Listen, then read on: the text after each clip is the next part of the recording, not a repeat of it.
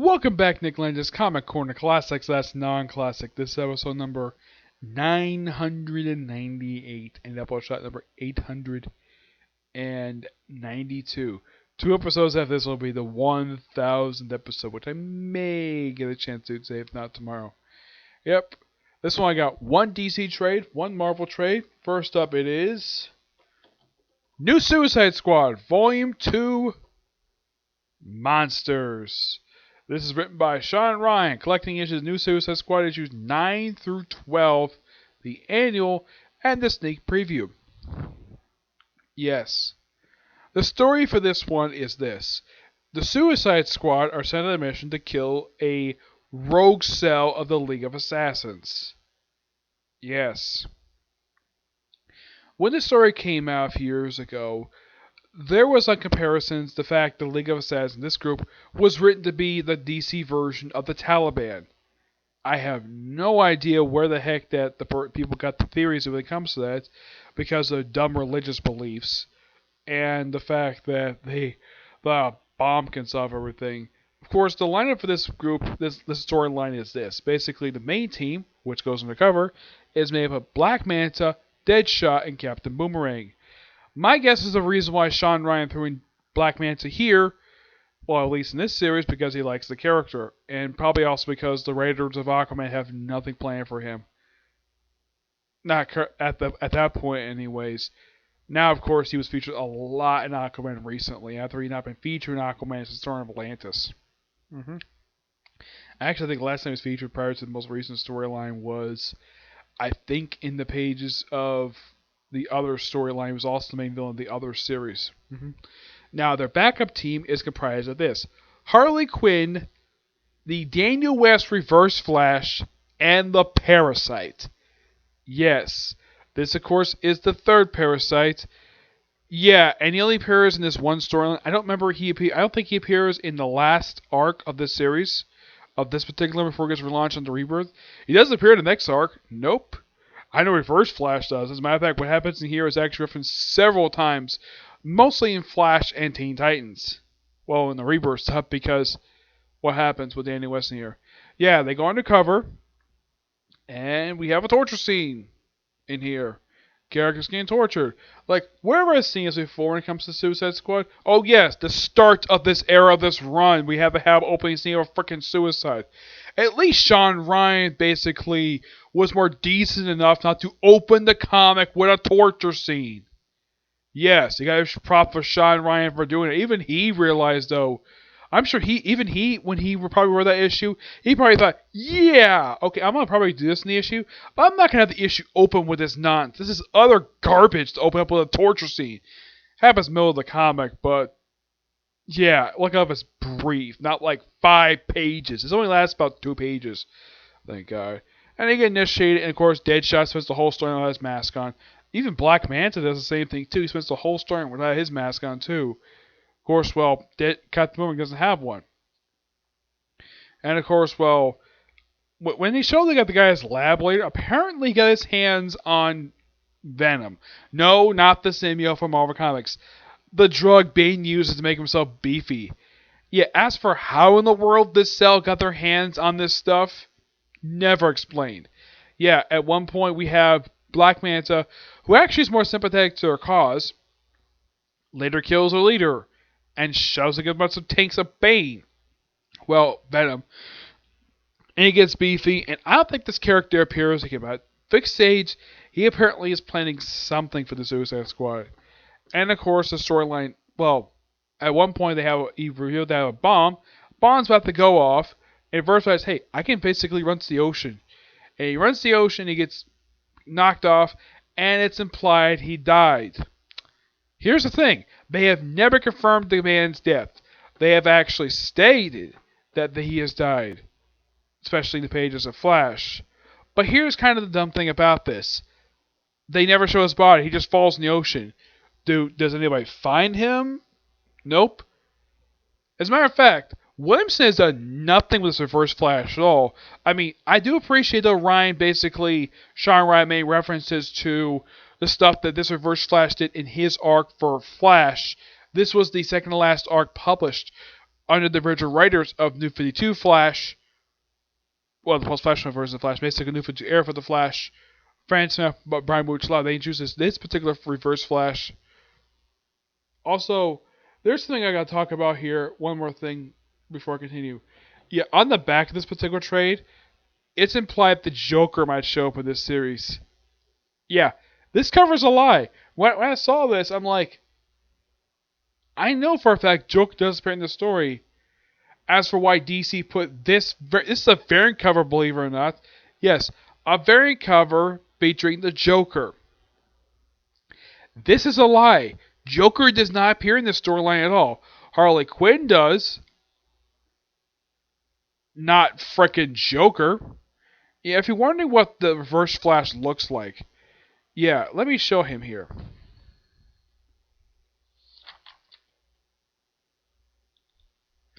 Well, a costume anyways, yes.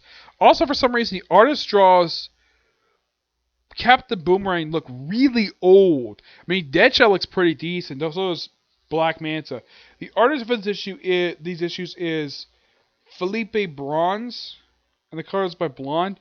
But man, they really screwed up a Captain Boomerang. Yeah, for some reason, if you look at him, he looks like in his 50s. I have no idea why in the world the artist thought this was a good idea. Yeah, draw an Australian who's nearly bald. Yeah, by the way, in pre-Flashpoint, he actually was bald on top of his head. Here, he basically has got a full head of hair. I don't mind that change. It's perfectly fine. It's something natural. If you want to change something, change that. That makes more sense than, I don't know, let's just say...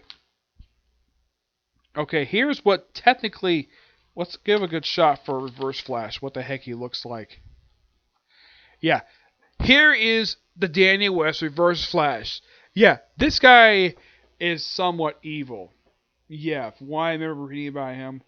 Apparently his father was abusive toward him. Oh yeah, and I should point out though, this Reverse Flash, like in the Francis Mappa by Bucciolato book, is supposed to be black.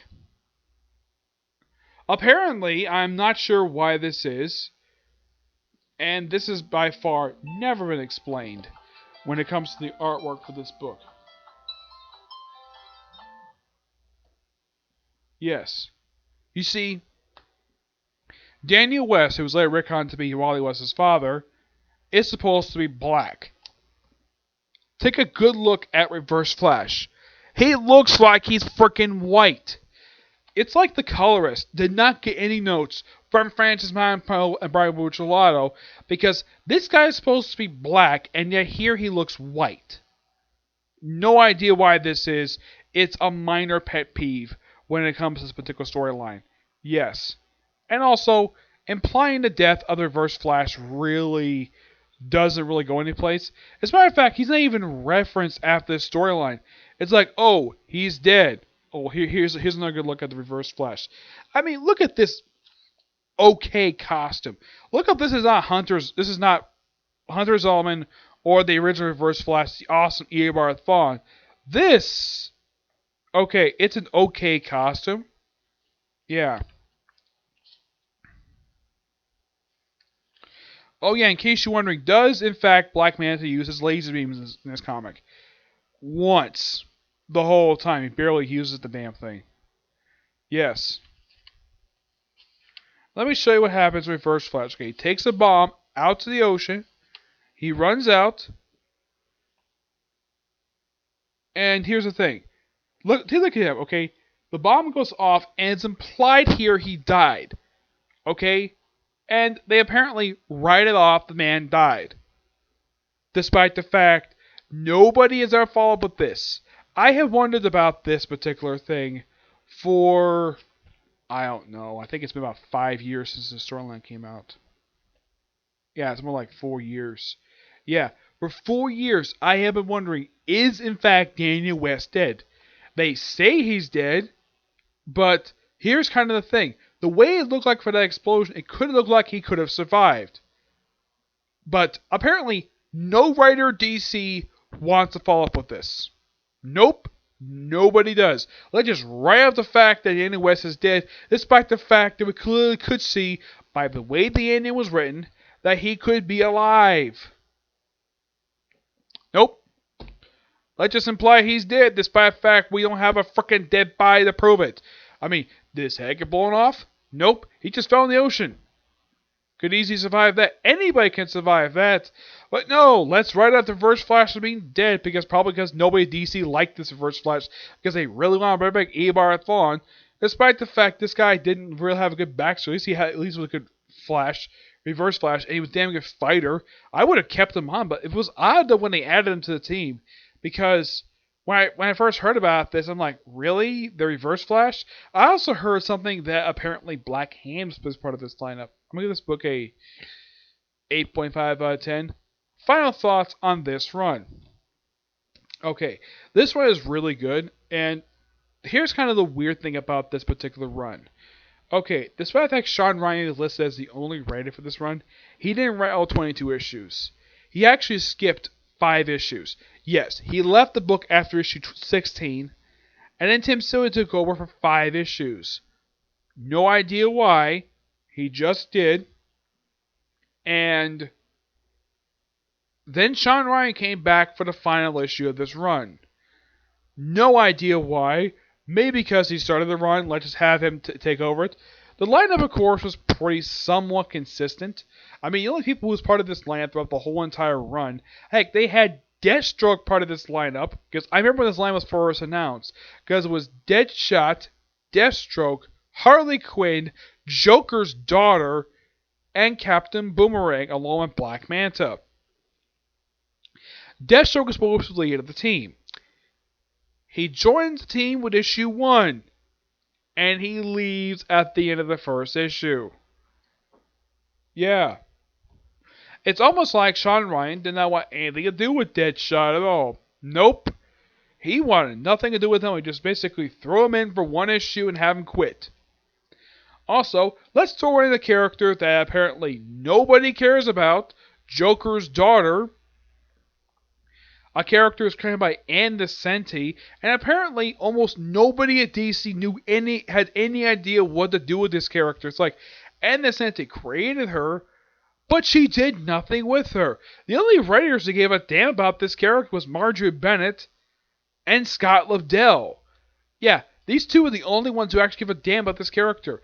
And here's kind of the thing. She was implied part of this first arc. She was basically removed after issue 3. She got beaten the crap out of her by Harley Quinn. And then she was left in the warehouse, was mentioned in issue 4. And then she's off the team. Yes. And apparently the way Sean Ryan wrote this particular thing is that apparently the Suicide Squad do not have all the information they need. They are ill prepared for this damn missions. Yeah, it's like, okay, shove this team together and then just throw them out there with barely information. I'm like, what the heck was Sean Ryan's problem writing the Suicide Squad? I mean, at least Alex Knott basically knew how to write the Suicide Squad properly. Sean Ryan, half the time, if you read the first 2 issues, it seemed like he just didn't care. He just basically threw them out there and wrote in story that apparently the fact that we didn't have enough info, we didn't have enough stuff. Heck, even Black Manta, at the start of the storyline, commented on this nonsense. Like, do we have all the information? Is the mission properly prepared? The answer is yes. I also didn't like the fact that they throw in Vic Sage. Now, when I think of Vic Sage, I think of The Question. Yes, the character created by Steve Ditko back in the 50s. Of course, I was familiar with The Question thanks to seeing him on the show Justice League Unlimited. I wasn't watching when the show aired. The first time I actually saw this character, it was in the series finale when the character didn't speak. I love this character's look, and I looked at it, I really want to read this character. I hold reading him for quite a while. Yeah. And eventually I read a lot of his series, and I fell in love with this character. And because, well, Steve Ditko's one of my favorite artists, and the way DC treated him in his current continuity was so stupid. Like, okay, bring in The Question. Okay, make him a supernatural character that has virtually nothing to do with the actual Steve Ditko Question. He disappears at the end of the Trinity of Sin. And then we have, like, this is of course prior to Convergence.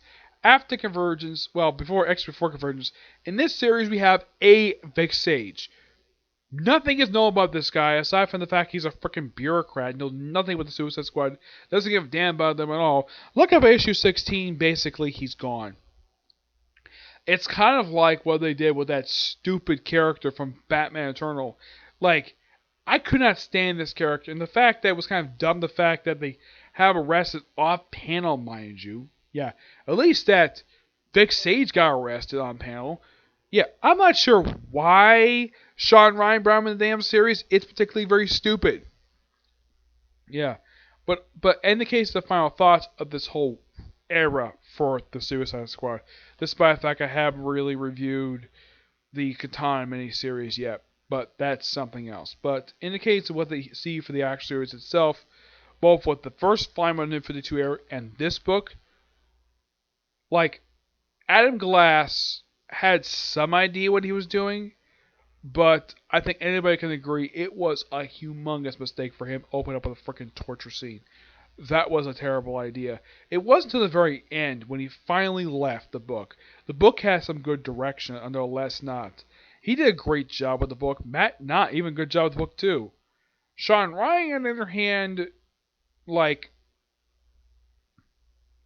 wrote it where the missions were ill prepared for the first couple arcs, and then like came this arc. This arc was going to be a lot better, though I think it was kind of dumb to write a version of the League of Assassins. I saw them like the frickin' Taliban. Yeah, that was kind of dumb. At least the final arc makes some sense to take him down, and then you have Tim Silly just having fun with Suicide Squad before Rebirth happened. Yeah. But now moving on to another conclusion to something. This we have something that was started with Edge of Venom first. This is the end of it. This is Venomized. This collects the 5-issue miniseries written by Colin Bunn and artwork by... Actually, it's about 2 artists. You have Eban Colado, who does the first 3 issues and the final issue. Kevin Labria does issue 4. This, simply put, this storyline is this. It's basically the Poisons who first show up in Venomverse come into the regular 616 Earth. Yep. And causing a whole bunch of havoc. Even causing characters who have never had symbiotes before to get symbiotes. Yeah, they even have Michael Morbius show up in here. Yeah, they don't acknowledge it all. They're going to look at me. Yeah, it's freaking Michael Morbius.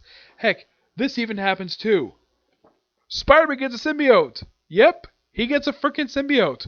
Though it's kind of weird, though, the fact that the way the artist drew this, because the fact he was so familiar, probably because his body was used to having a symbiote, that's probably the reason why it turned out like this, instead of looking like the way these were here.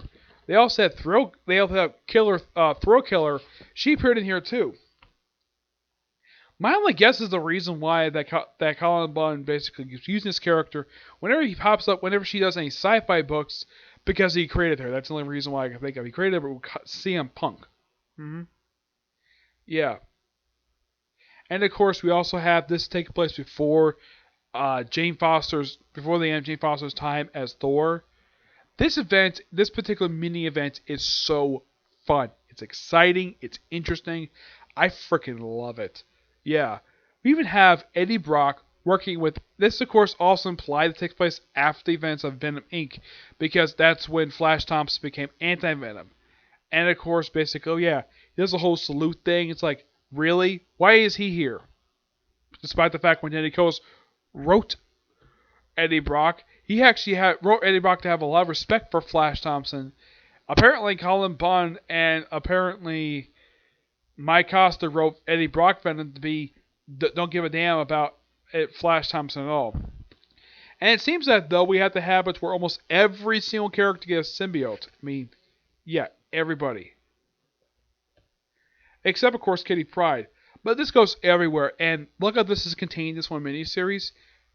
And I think the whole idea of this was basically based upon a bunch of variant covers. You know, a bunch of people being possessed by freaking, I have a Venom symbiote.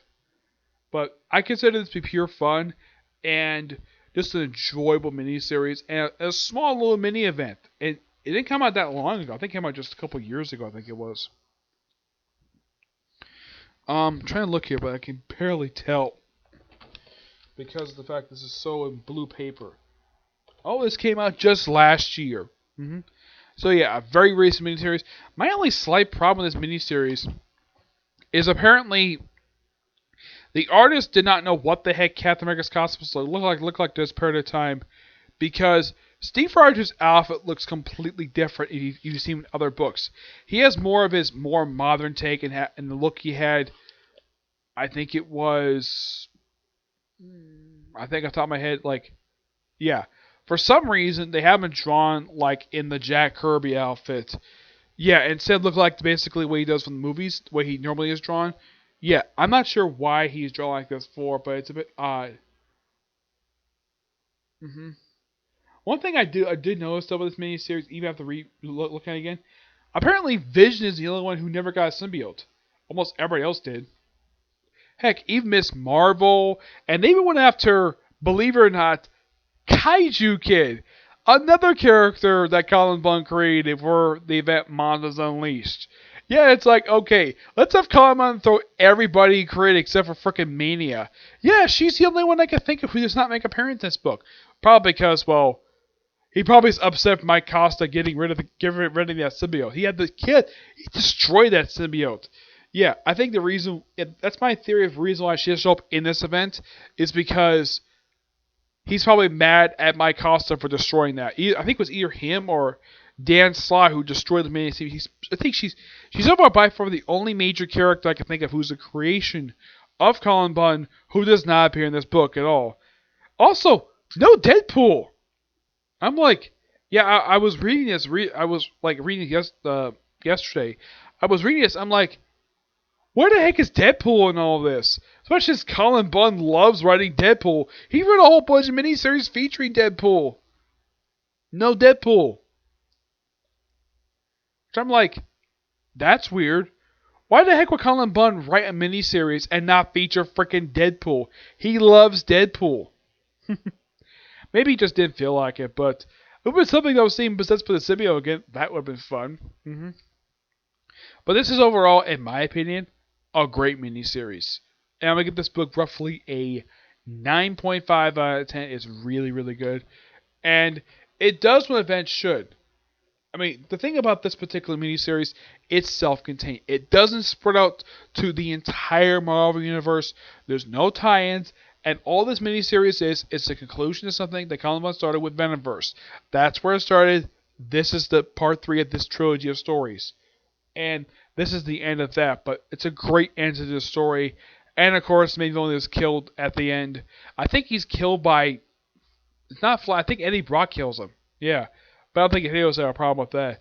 Also, surprisingly, now I get the fact why the Guardians appear in this storyline because they're off in frickin' space. At least they make sense. But I think I can, as far as I can tell, just almost every single character at the time the storyline came out appeared in this miniseries. I mean, aside from Deadpool, I can't think of any other major character who did not appear.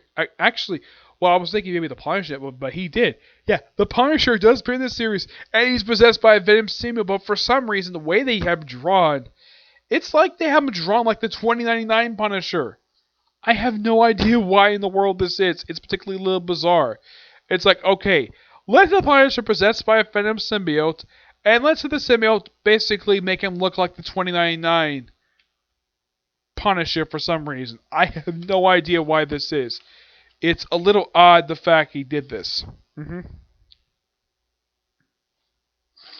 Also, at one point they have, like, think that whatchamacallit, X-Force was something here. The fact that X-Force was not technically active at this point. No, X-Force was not active. It was, I'm not sure why I think X-Force was active. Yeah, and half the time, basically, Eddie Brock is getting blamed by Spider-Man for behind all this, even though he has nothing really to do with this. Heck, they even threw in D-Man and Rampage. But, no Deadpool. Oh, look. Here's Thrill Killer. But that's by poison. I'm trying to find it, though, when they have the Punisher show up in here. Yeah, the way he shows up here is quite funny. Because it's, heck, look, here's Liza Bloodstone. That's why somebody you don't expect to show up in this miniseries. Nope.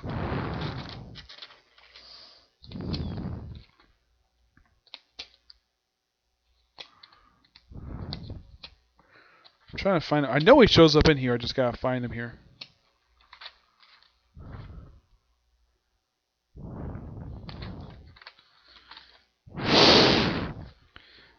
Yeah, like I said, I know he's in here. It's just that, well, trying to find him is difficult.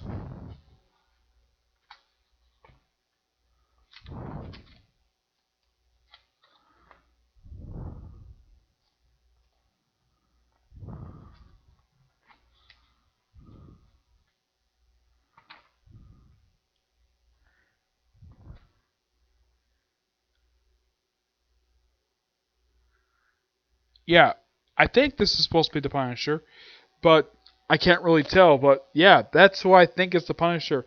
But he looks like the 2099 Punisher. hmm Yeah, they even have Cleus Cassidy show up in here. Even Moon Girl. Yes, Moon Girl from Moon Girl Devil Dinosaur. Yeah, yeah, they have her show up in here as well, which I'm like, wow.